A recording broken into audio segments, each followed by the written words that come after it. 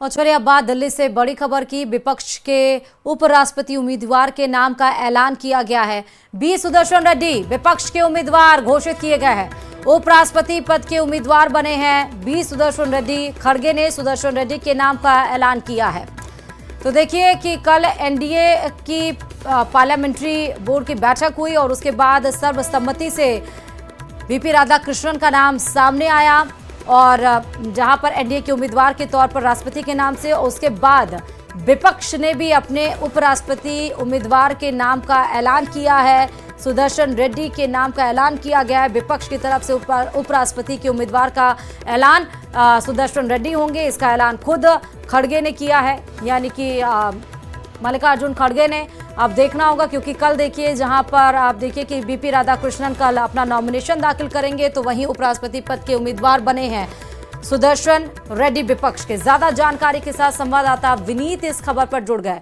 विनीत, वैसे तो एनडीए की बहुमत ज्यादा है तो समझ में भी आ रहा है कि क्या होने वाला है, लेकिन फिलहाल विपक्ष के उपराष्ट्रपति उम्मीदवार का ऐलान भी हुआ है। विनीत जी, निश्चित तौर पर मैं आपको बताना चाहूंगा कि विपक्षी पार्टियां जो है वो एनडीए की उम्मीदवार, इस बात की हम जानकारी जो है वो अपने दर्शकों को दे रहे थे कि विपक्ष जो है वो अपना एनडीए के उम्मीदवार के विरोध में अपना उम्मीदवार जो है वो खड़ा करेगी। और इसी में हम देख सकते हैं कि विपक्ष ने अब अपने उम्मीदवार की घोषणा जो है वो कर दी है।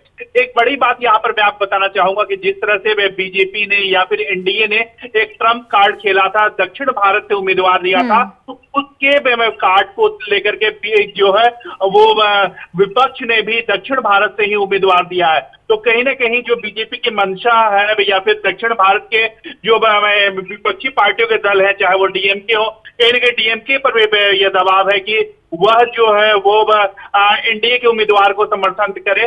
तो इसी को लेकर के विपक्षी पार्टी की ओर से जो दाव खेला गया है, उसमें इस बात की पूरी तरह से ध्यान रखा गया है कि जो उम्मीदवार है वो दक्षिण भारत से ही हो।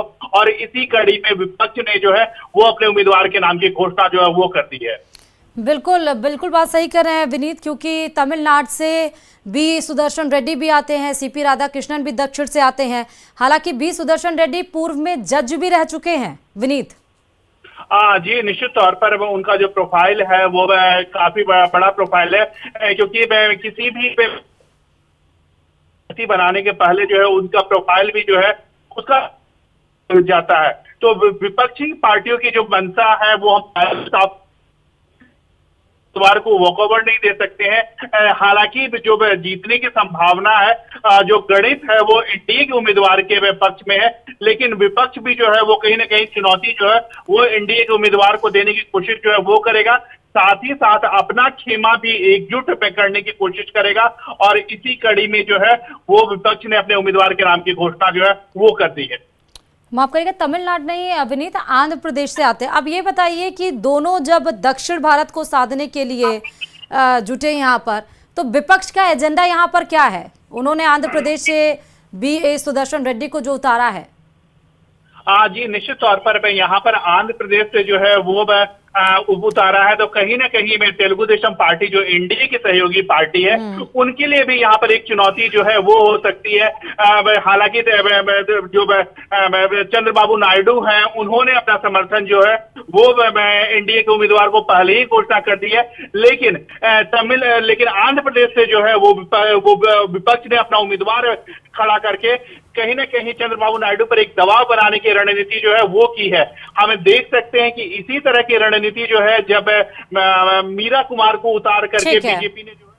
ठीक है विनीत, बहुत शुक्रिया। हालांकि बताते चलें कि बी सुदर्शन रेड्डी कल अपना यानी कि 21 अगस्त को अपना नॉमिनेशन दाखिल करेंगे, तो वहीं एनडीए की तरफ से जो उम्मीदवार हैं राष्ट्रपति के सीपी राधाकृष्णन कल अपना नॉमिनेशन दाखिल करेंगे। आज एनडीए पार्लियामेंट्री की बैठक भी हुई थी जहां पर उनका इंट्रोडक्शन किया गया और मुख्यमंत्री भजनलाल शर्मा भी कल उनके नॉमिनेशन में दाखिल होंगे।